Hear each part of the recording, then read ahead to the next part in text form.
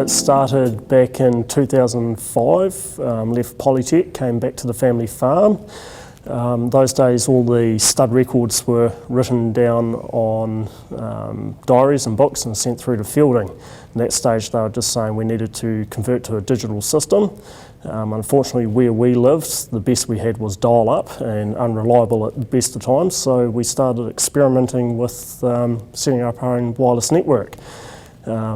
A bit of trial and error for the first couple of years and sat on just several towers supplying both myself and the neighbours, and then through my work in the fire service as a volunteer firefighter I met Norm, my business partner, and he was doing the same sort of thing over at Karka Point. So we sat around a couple of beers and decided that hey, we could put our heads together and our ideas together, and we started Yrless from that point. Looking forward to where we are now, we've grown quite a lot and we cover a lot more area and a lot more diverse in what we do.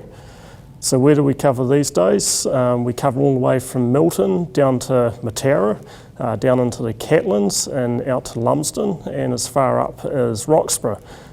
We have 86 main towers that service those areas, and we have quite a few numerous small towers that work off wool sheds and farmers that just have private repeaters put in. So at the moment we're currently doing upgrades across the network, so we're changing from our original simple towers to now a more advanced tower to handle the ongoing capacity increase from our customers and the demands, and shifting towers into new areas to increase serviceability. The upgrades that we're doing are driven by the Rugby World Cup initially and the COVID-19 that we've just experienced. Originally, the Rugby World Cup, we've seen an increased demand of about 50%, and the COVID-19 we've seen an increase up to 80-90% on some links. Although the whole lockdown is now over, the capacity the demand has not dropped back to where it originally was, and we can just see this going forward that there is going to be more demand for the internet in the rural area. Although we had extra capacity put in for the Rugby World Cup, having COVID-19 thrown at us unexpectedly, we've seen demand go up to 80-90% on some links. We need to future-proof that for the customers in the rural area, that they get their capacity, and we're just seeing a general increase in internet usage. Although after the COVID-19 there has not been the drop back to originally where it was pre-COVID.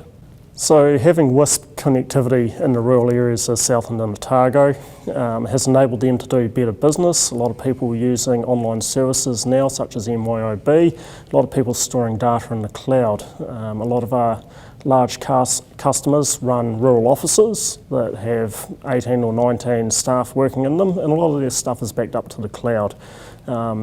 Until a couple of years ago, they would not have been able to perform this type of job, and they would have to actually work from within the local town or city. This helps them go into an IT career. We also provide free internet to a local gaming company called Yrless. This allows them to promote the esports and foster that in the Otago and Southland regions.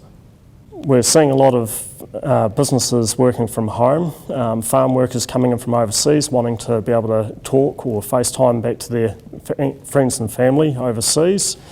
This allows more connectivity. It also allows them the chance to educate themselves as well in these areas. They're not just isolated to staying on the farm all day and every day. They can actually interact more with people around the countryside. With greater connectivity comes greater ideas and greater wealth at the end of the day.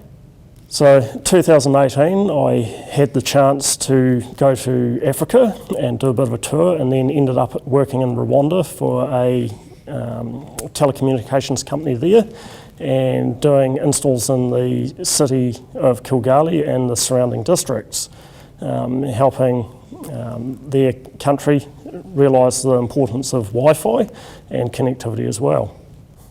So where do I see the future of WISPs in New Zealand? I see them on a very positive footing. I can only see that their capacity is going to grow and their coverage area is going to grow, and I see more of an involvement in that last mile coverage deep into the rural area and just into the cities as well.